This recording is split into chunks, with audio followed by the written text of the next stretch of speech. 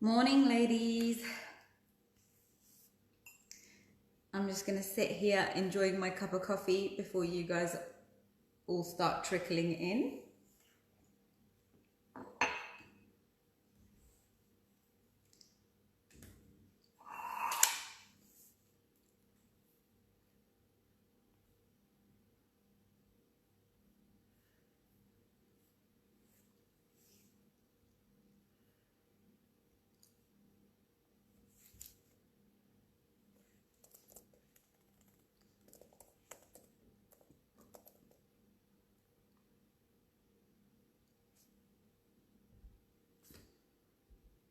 Hi, hon.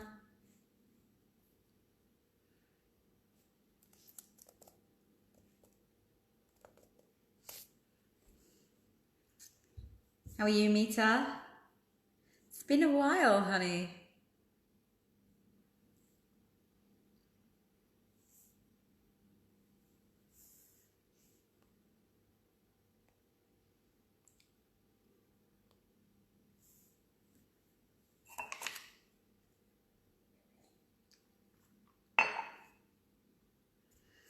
Hello, hello, Sadaf.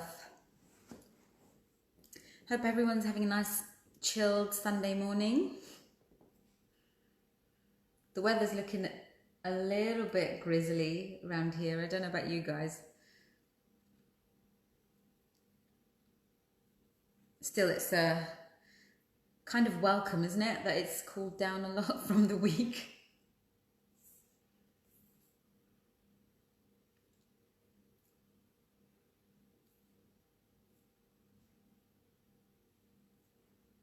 So, see you guys there in a few.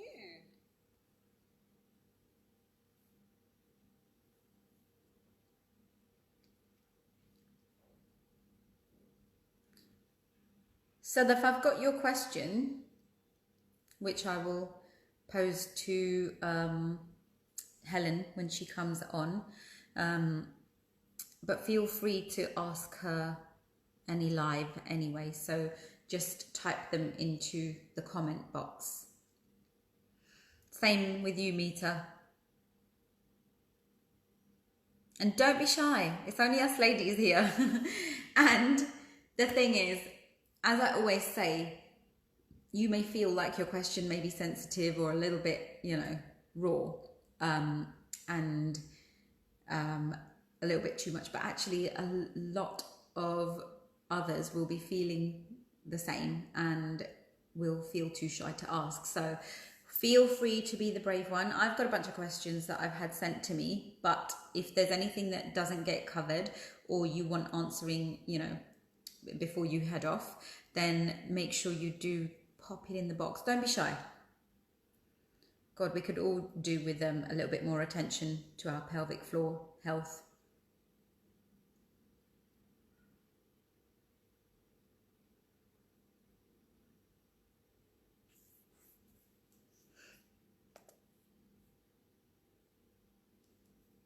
Ah, well done, Sadaf. What more can I ask?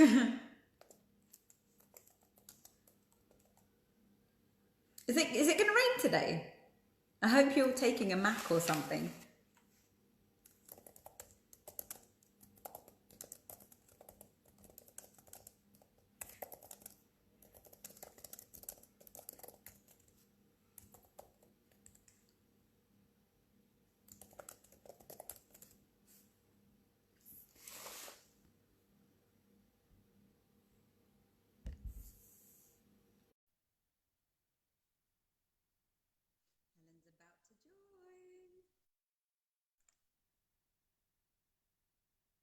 join.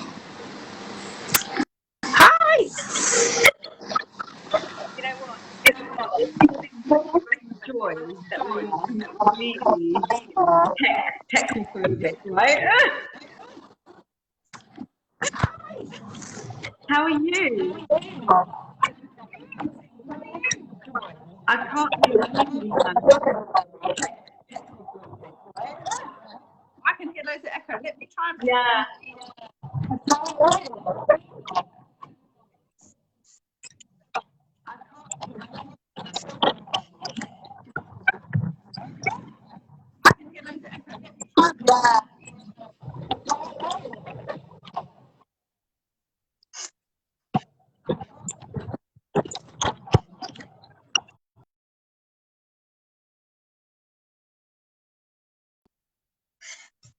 think we've lost Helen.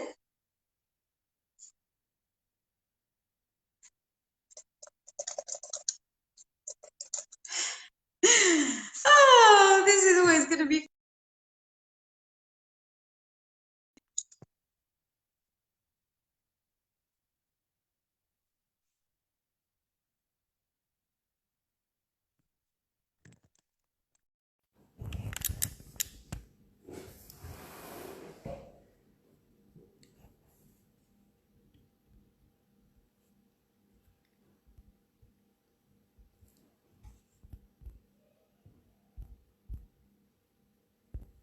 Helen, because I have already invited you, you just basically need to use that same invite again, Hannah.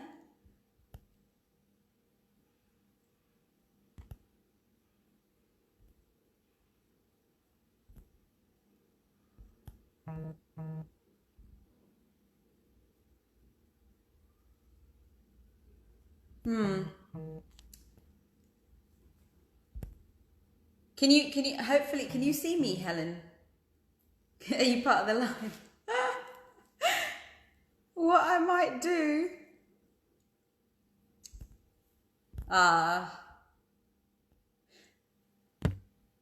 Helen, because I've already invited you, I can't invite you again. I don't know if you can request to be on camera.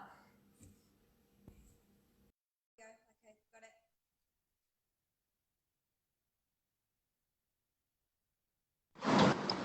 Hello again. Hi.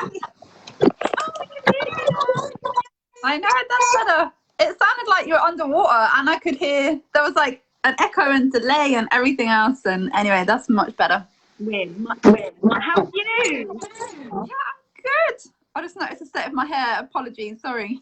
That's okay. I've got total Sunday hair. It is what it is. I'm going to blame them. It's very welcome. And Yeah. Well, in Dublin over here, it's not been quite as hot, so I haven't really got an excuse. It's just that's actually a good thing for you, though, Penny. Pregnant. I remember when I was pregnant with my youngest, it was 33 degrees, 7 days on the trip. And I was like, please get out of me now, because this is just like, and he was over here as well, just as an insult. Oh no, that's the thing. Like, I'm really missing the heat and missing the sun, but on the flip side, like, yeah, it's quite hard to cool down when you're in London. So yeah. How are you feeling? Yeah, good, really good. Excellent. Well, I'm so excited to have you on. I've been obviously a massive fan of you for a long time. Specifically, since I had my own pelvic issue after the natural birth of children, and then I started my very physical journey into fitness, starting with things. Which of course meant that I all of a sudden thought my strong, healthy pelvic as they used to be, and as they should be. And that's when I found you. So you specifically are a physical exercise specific pelvic specialist, is that correct? Yeah, just rolls off the tongue. So like, I trained as just a normal physio, and then it's well, I won't bore you with it, but basically when you qualify as a physio, there's hardly any undergrad input regards to pelvic health. So then I spent years and years like going on literally every single course, and like, yeah, like just basically like then becoming specialized in pelvic health. But then because of my own interest, like I love sport and exercise, so I've always kind of tried to marry the two together. And now, yeah, so that's kind of how it happened. But it's not a very usual path, I don't think, for a physio, although there's loads more physios now getting into pelvic health, which is really good. It's been such a neglected area for so long. I know. I'm myself myself had I not had the unfortunate experience. Because for me, kids, 2 times was enough for me to think, yeah, that's not okay. This is it. And unfortunately, like, we're just never ever really told as women, like, well, we're either told, oh, you've had a baby, what do you expect, like, just get on with it, or we're just never told about it. Because like a lot of women that I would treat or see in clinic have never had babies either. Yeah. So I think and then it's so interesting because when it comes to the pelvic floor muscles, they're kind of like the only muscles really that have ever been questioned about the benefits of exercise, as in like high impact and high intensity and high weights. Like any other muscle, you'd be like, yeah, go for it, you know. But then when it comes to the pelvic floor, I just think there's still this unnecessary mystery around it. And that's why, yeah, I'm on a one-woman mission to like debunk all the like trying to describe me from that. I absolutely you have found a niche like that. Again, it's not that the pelvic floor it's specifically for women who are attracted. And all the women in this group are under exercise programs that I have specifically for them. Their mums, a lot of them tell me about the issues they have, you know, from their childbirth. Some don't even know what the hell they haven't had children. So I was like, right, this is definitely something that you cue Helen Keeble. Here I am. Okay, so what I did is, I know that you don't have about time with us today. I'm very, very grateful. We do have some questions that come through. So I will go, and a lot of them actually are quite basic. So we will probably be the ones that will segue into a bit more deeper understanding. But simply, someone has asked, in your pelvic floor actually be useful? Well, it's a very good question, and like it's really important. And I think that's the thing with the pelvic floor. Generally, we shouldn't be aware of it if everything is working good. But that goes with any muscle. You know, like if your quads are working well, you don't think about every time you go up the stairs, your thigh, or, you know, like, and the pelvic floor muscle should be the same in that sense. But because there's just nothing really out there on them until you get pregnant and you're just told to do them. And then it's but basically with the pelvic floor, they have 4 main functions. So they sit, like their name tells us, like they sit at the bottom of our pelvis. So like every time you sit on a chair, you're sitting on your pelvic floor, although they are mostly internal muscles. So if you chopped your body off at the hips and then look down and in, then you'd see your pelvic floor muscles a bit like a big, not too big, but big-ish kind of hammock that's like just sitting internally. And basically, yeah, the 4 main functions are to help support your pelvic joints. So in the pelvis, we have 3 joints. We have the pubic joint at the front and then 2 sacroiliac joints at the back. So it helps kind of just stability and control a little bit of those joints. And then it also gives us all of our sexual function. So like when we have an orgasm, for example, all that is at a very boring scientific level is basically no, just boring scientific level when you're just talking about orgasm, Helen. Don't make that thing boring. you know, it's like, this is the bit you don't want to think about when you're like in the zone, because otherwise it's like completely kills the mood. Basically, in order to have an orgasm, and when it's happening, it's just a rapid contraction and relaxation of the pelvic floor. So a lot of the function and like sensation that we experience during intercourse, or any sexual function for that matter, all really comes from the pelvic floor. It's really crucial. Like, for example, if we're having intercourse and there's penetration, then the pelvic floor muscles have to be flexible in order to allow that to happen. So a lot of our sexual function is dependent on the pelvic floor. And then we also have support of the pelvic organs. So the bladder, the uterus and the bowels are sitting in that pelvic bowl. And so because the pelvic floor is underneath them in that hammock shape, it just kind of helps support, keeping the organs where they should be. And then lastly, we have basically control of our bladder and our bowels. So when you look at the urethra and the rectum, the pelvic floor muscles at those holes basically are circular. So it means that if the pelvic floor muscles tighten, then it keeps your holes closed. And then if they relax, it allows the holes to open. So obviously both are really important, but just at the right time when you want them to be doing it. So it's not just that we want to hold our bladders, our team, our number one goal, basically. You know what? Shall I tell you something? The first time I saw a pelvic floor physio, Helen, that was the first time I found out that there was a muscle in the back passage. yeah. So can you imagine that, you know, when your body's working, you don't even think about doing that job. You will. So when she said to me, the exercises you need to do, I was like, yeah, really? She was like, no, but you're doing the function. You're putting all your effort on the front end. You're not actually doing anything with the back end. And I was like, how many have we got? Like, it was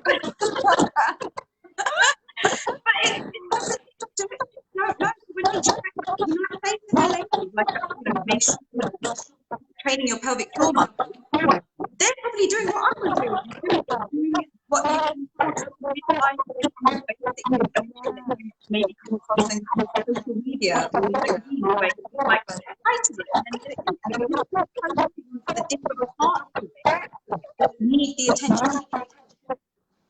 This is it. And like, that is definitely what I would see the most in clinics. So like when ladies come in and they're not quite sure they're doing the right thing, because actually I see a real mixture of some women who don't have any symptoms but want to keep it that way. So they just want to have a quick check, a quick MOT, and then they're gone again. And I might not see them again, hopefully, all being well.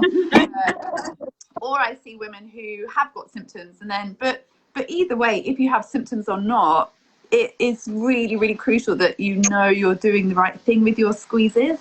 And actually, when you look at the anatomy, like if you were to look down into your pelvis and see the pelvic floor, then about 2/3 of it is either side and behind the back passage. And that's basically why, like, whenever I'm teaching ladies to do their squeezes correctly, or more correctly, basically, because when you squeeze from the front, like, you are squeezing the pelvic floor, it's just that, like, you're not doing the whole thing. It's like a squat, but only going down maybe a quarter of the way, you know. It'll help. You could definitely do it better. If you're taking the time and doing it, then let's make sure you get a full complement of engagement that you can. And that's exactly why it's taking ladies out of every single one of their records, their strength training. And just like that for your pelvic floor. You're doing the squeeze to make sure you're covering the entire. This is it, exactly. And that's why now, like, squeezing like you're trying to stop wee is really outdated. So now we always say, imagine that so that you're starting the pelvic floor squeeze from the back passage. Because if you don't, you're just missing so much. So that's a nice segue, actually, into the next question. It says, how, well, actually, the first question was, how do we actually train all pelvic floor? Yeah, so this is a great question as well, because it's often unnecessarily overcomplicated. So literally, but like the actual pelvic floor muscles, again, from like an anatomical point of view, they only really have one main nerve supply. So it is actually physically impossible to squeeze just the back and just the front, or like just the vaginal opening, because it's all the same nerve group. So basically, you know, and when I hear things like that, like, oh, only squeeze the front or only squeeze the back, or, you know, go up in elevators and all of these other things, like, again, it's not going to do you any harm. But actually, all we ever have to do is just fully squeeze the pelvic floor. So imagine that you're stopping wind, and you should feel like a tightening and a lifting sensation, and then fully letting go. And then we have to be able to just hold that for 10 seconds. So we have to have the It literally, like, you don't have to make it any more complicated than that. And if you can do, like, say 10-second holds and 10 short holds where you just squeeze and let go again straight away, if you can do those easily and stand, then that's kind of like your benchmark. That's what everyone should kind of aim for. Then you know that you've got a good, strong pelvic floor. Okay, I love how simple that you've made that, because yes, I remember distinctly remember the first time I gave birth, and they were like, right, you want to do the elevator, you want to do the hold, and I was just like, I genuinely, I think at the end of the first week, I couldn't remember what to do. Yeah. But the holding the wind thing, you just said it, I was doing it, and I was like, that makes complete sense, because it actually, from the video that he had told me to concentrate on the back and the front, but by just holding the wind has engaged all of it. So yeah, I can. And the best thing is, no one knows you're even doing it. This is it, and that's why it used to get called the secret exercise, exactly for that reason. Because if you are doing the right thing, then actually nobody should be able to tell that you are doing it. And you know, like, although I say try and aim for 10 lots of 10 seconds in standing, and although that kind of sounds relatively easy, it can actually be quite tricky if you're not used to doing them. So like, that's like the end goal. But for example, when I see ladies in clinic and they have become a bit weakened for whatever reason, like babies or not, then what I would do is just get them holding for as long as they can. So that just might be 2 or 3 seconds, and it might be that they can do it lying down, but they're not in sitting or standing yet. So like, if anyone is struggling to hold their pelvic floor at the moment, then try lying down, because that's easiest. And then just hold for as long as you can. It doesn't matter if it's only 1, 2, 3 seconds. Like, you can just add another second every week or two, like, as you kind of progress. And then gradually... You're basically talking about progressive overload, which I adore. I'm on about it. It's crazy. So holding it lying down. I mean, I would get specific as saying to you need to note it's only going to be something I'm going to do anyway.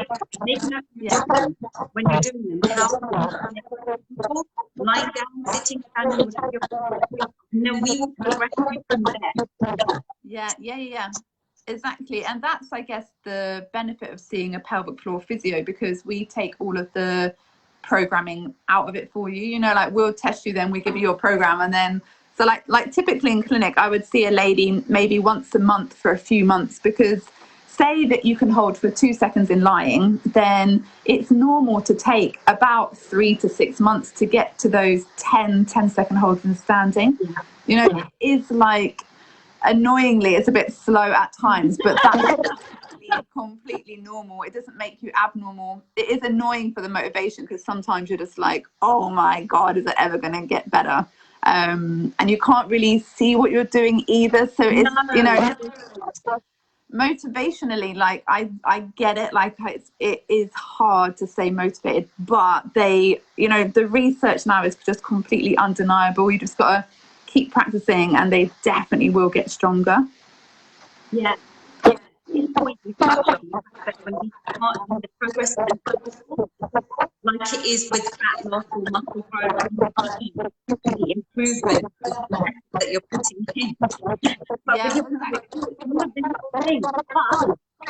I would say, for me specifically, I actually feel the improvement so faster than I did in my school.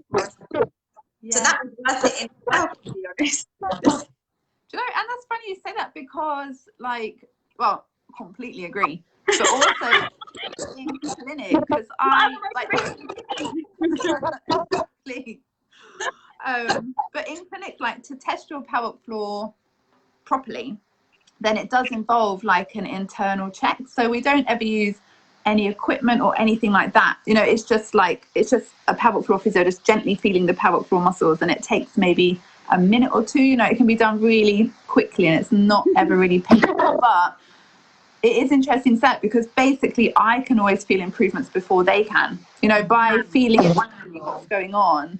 So like, I would say maybe like the first or second time I get people back, then I can feel the improvement, and then they start feeling it a bit more in their day-to-day life after about, like 6 to 8 weeks maybe. And how often do you find that it is the golden setup for them to be doing that, recording in pulses, the 10-second hold? How often should we be doing that to see the best improvement? And not overdoing it, because like you said, you can overtrain your Definitely. So like, if you don't have any symptoms, and by symptoms I mean like heaviness or dragging or leaking or rushing to the toilet in time or things like that, like they're the kind of typical things that you'd notice if your pelvic floor was a bit weak. So if you don't have symptoms, then I would recommend doing just 5 to 10 of each per day. So 5 to 10 short, 5 to 10 10-second holds in standing each day. And that will basically just really like keep your pelvic floor ticking over nicely. But if you do have symptoms of any of the ones that I just described, then it's a good idea to do a few more. So I would be recommending to do at least 20 of each a day. But from where you're at, so that might be 2 seconds in, you know, sitting, or, you know, whatever point you're at, and then and then gradually building up from there. Because if you have symptoms, you can almost guarantee you're not going to be able to do them properly in standing yet. So like if you haven't got symptoms, about 5 to 10. If you do have symptoms, then at least 20 of each a day. And then obviously they program on how love that. That's brilliant. Yeah, exactly. Now, another question that came in is slightly away from, but of course, find women's health as well. And this is one of the things that comes up a lot, especially in postpartum, the diabetes. Yeah, I see and treat a lot of those. So it's those things that are on basically actually, I'm going to hand it over to the profession to explain what is diabetes correctly. So it basically is, so the diastasis, or however we pronounce it. Yeah, I pronounce the whole back. So like, because it often gets shortened to DRA, so diastasis rectus abdominis. But basically it is a completely normal, safe, necessary adaptation that happens during every single pregnancy.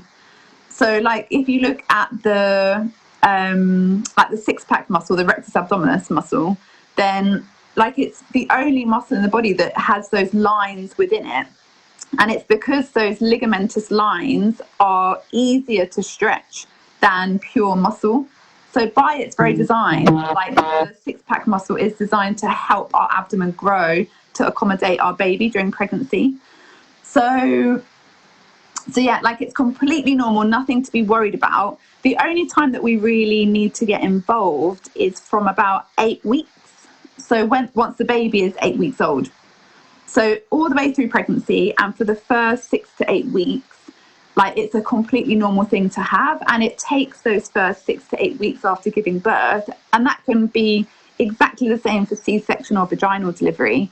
But it takes those first few weeks just for everything to kind of recoil back down and begin to shrink and knit back together again. So it does do my head in when I see on social media or various accounts and people, you know, I just think it's a bit irresponsible when people with a lot of followers are, and I've seen it like recently with a GP doing it. She gave birth and within like 10 days with a physio, and they were like doing her diastasis stuff, and you're just like, what are you doing? Like, it's sending out kind of the right message, but you know, obviously we can't police social media, so it's really hard. And especially when you think well, anyway, just really, really, really be careful where you get your information from. But anyone who says about diastasis rehab in the first 6 to 8 weeks, I wouldn't really listen, because the only thing you need to be doing is resting, recovering, healing, and doing your pelvic floor squeezes in those first few weeks. And that in itself will really help your diastasis to come back together again. So if it doesn't fully come back together again on its own, then that's when a physio can really, really help you. And so that's why when we do all of our postnatal checks, we normally say come in around the 6 to 8 week mark, because then we know from that point on, exactly how we can help you and what you need to do, because otherwise we're likely to get a false positive before that. Yeah.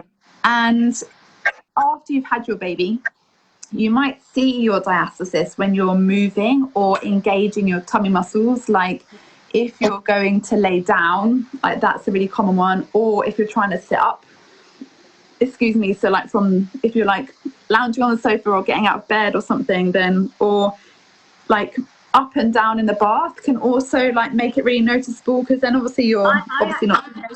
Mine, I had a big, obviously everything but it was correct the second time round. But also when I laugh, I noticed it again, because obviously the contraction of the abdominals was a bit more visible, and you could see that. Yeah, and that's the thing, it can be anything. It can be if you're, I don't know, going to push a heavy door, or it literally can be anything, because yeah, this is it, exactly. And so what you might notice is either down that midline, so down the middle ligament of that muscle, you might notice either a bulging outwards or a bulging inwards. It can be an innie or an outie, basically, when it comes to diastasis. And it just kind of looks like a long little bulge down the middle of your tummy, or a long little dip down the middle of your tummy. And then if you're trying to feel it for yourself, then when your muscles are engaged, or when you can think you can see it, then if you just feel the middle of your tummy, then you'll be able to feel what feels like a gap, but what technically isn't a gap. It just feels like a gap because the ligament in the middle is a lot thinner compared to the muscle either side of it. So it always feels like a gap, and it will be called a gap, and everybody will say about the tummy gap. And a gap there anyway. They're not supposed to be joined up right next. This is it, exactly, yeah. So the actual rectus muscle bellies on average are about 1 to 2 centimeters away from each other anyway, because this ligament in the middle is there. If the ligament wasn't there, the muscle would be completely touching the whole time, but we have the ligament that divides the muscle. So because of that. This is it. We often don't test ourselves beforehand, but it is normal on average for them to be at least a centimeter kind of away from each other. And actually, when we're testing for diastasis, so if somebody comes into clinic with one, then we've moved away from, we will still actually measure the width, but it's now actually all about the depth. Yeah, in recent years, some new research has come out, and it tells us that we will record the length and the width just because people want to know. But actually, when it comes to prognosis and for us to know as a physio if it's actually getting better and improving, the most important thing is the depth. Yeah. So we want to know that it's getting more shallow, basically. So the deeper the diastasis, the more we have to do, and the less deep, the better it's getting. So what would you say, someone concerned about the diastasis, what would you say are the immediate home-based exercises that they could do to start helping with the process after the 6 to 8 weeks? The initial 6 to 8 week post-delivery health check that we get right now is not sufficient. No. So Unfortunately, yeah, and we do not get any diastasis at your checkup. Neither of mine, in fact, people left me after the first one because they assumed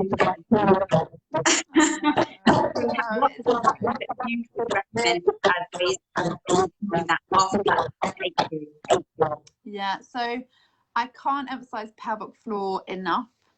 Like, I had a lady, I was about to say recently, but I feel like I haven't seen people for ages because of lockdown. But earlier this year, and her diastasis was actually really quite significant. So, you know, like there was not a lot of tension, so it was really deep. Yeah. And I could get about 8-finger width across diastasis.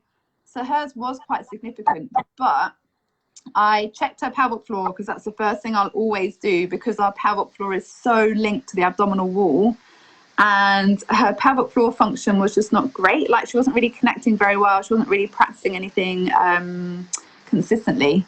So I sent her away doing just her pelvic floor for the first month, and within a month it had halved. Like, the diastasis had like, wow, this is impressive, isn't it?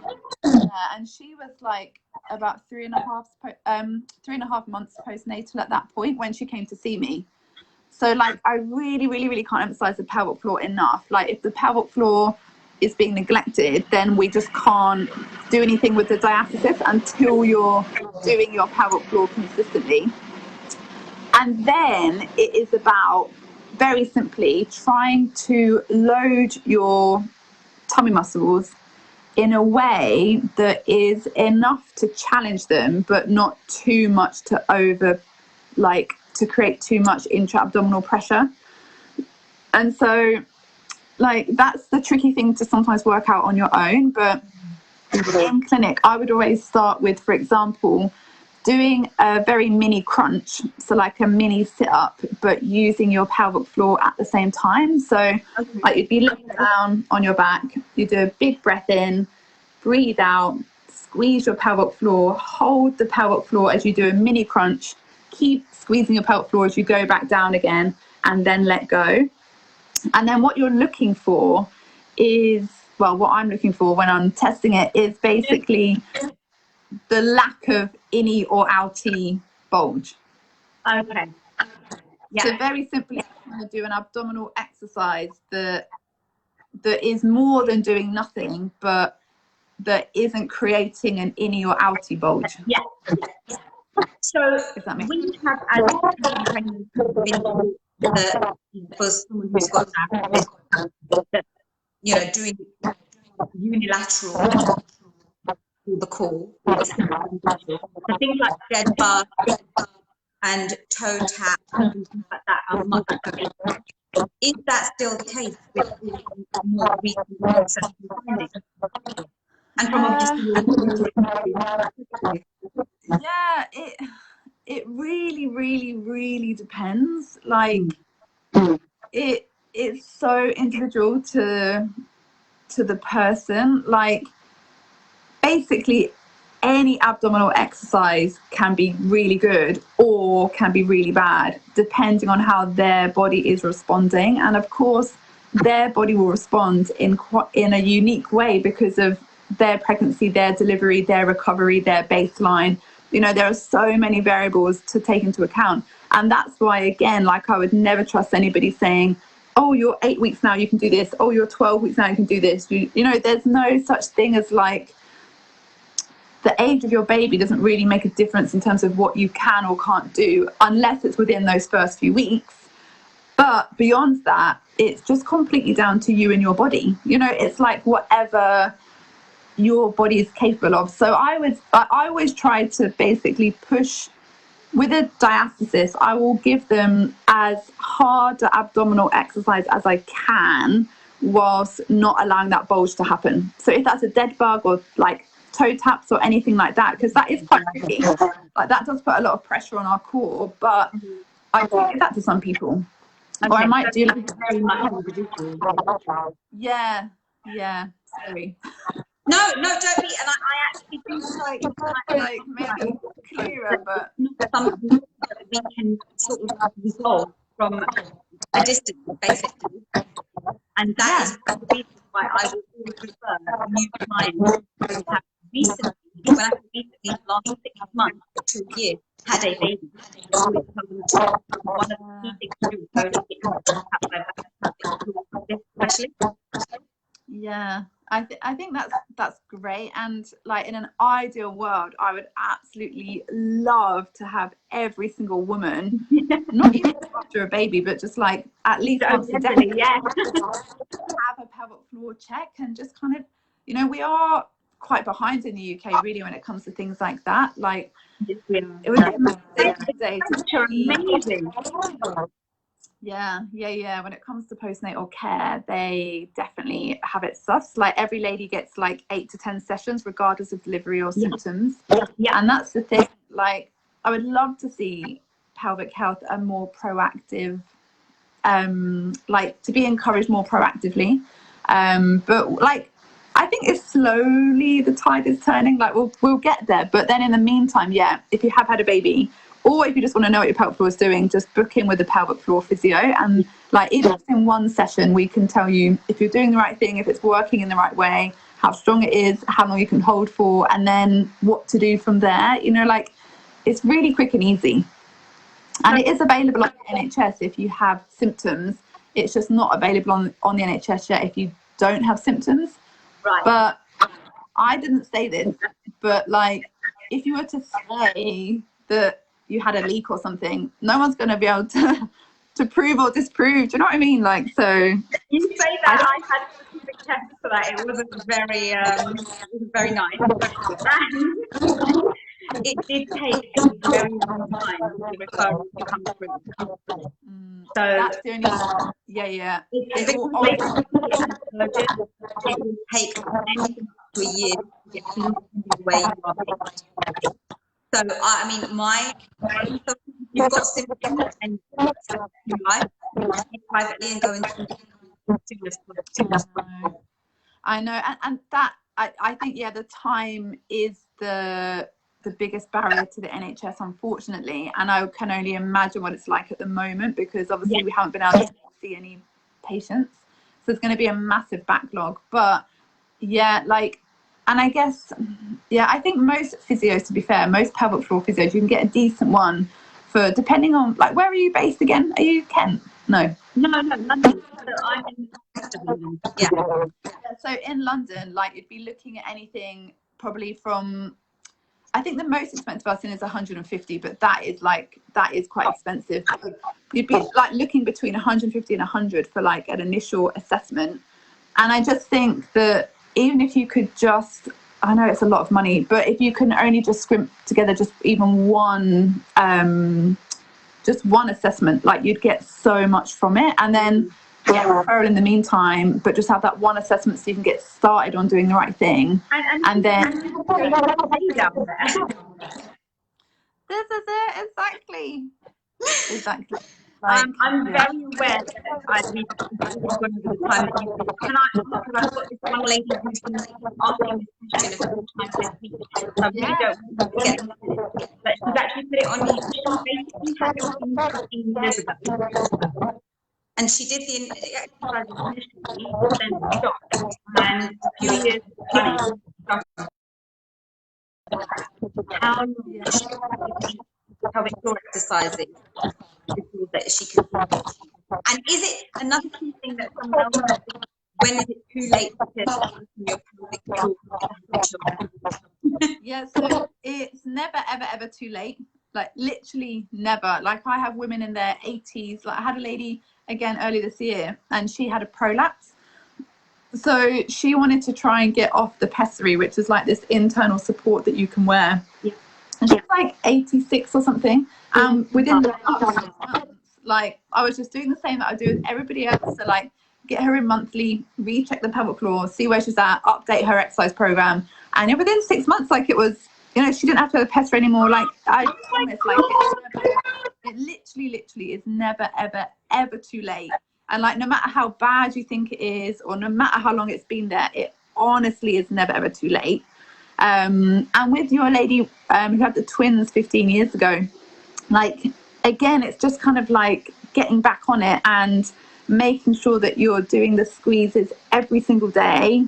And so if you just notice some leaking again, then doing 20 short, 20 long, ideally building up those to 10 seconds into standing. And it would be the same as for anybody who's just started leaking. So be doing that for at least 3 to 6 months. And then just to, if you can, again, check in with the pelvic floor physio just to make sure that she's doing the right thing. And on that note, if you do have any symptoms and you are doing the exercises every day, and if you don't notice any change at all within the first 6 to 8 weeks, then definitely go see a physio at that point as well, like if you haven't yet, because it might just be simply that your technique needs a bit of a tweak, or, you know, it could be something really simple that can be, it often is, really easily sorted. Oh, that's so good. I love that you're on such a positive note, because everyone knows that their problems are fixable. Especially when it's key sensitive areas like that. So I love that you're doing such a great job putting it out there. But I'm so grateful that you've been able to support ladies. No worries, it's a pleasure. No, you are so welcome, and thank you so much for inviting me. It's been great. Well, ladies, Helen and I are going to be doing another live, so it won't be to your issues that we did with, but a lot more information. But Helen, if you want to get in touch with appointments, which I know you want to do, you are based in Dublin, but where can they come in? Yeah, well, and I also have a team in London. So we have 2 branches in London. One of them is open at the moment, which is Southwest London in Wandsworth Town.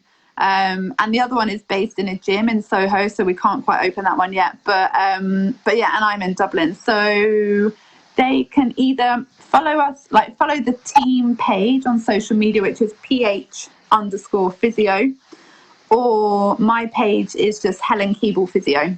Okay. So that's the easiest way. And then you'll see on the 2 pages, there's links to the website. And, you know, if you wanted to send a more detailed email or something, then you can always do that via the website.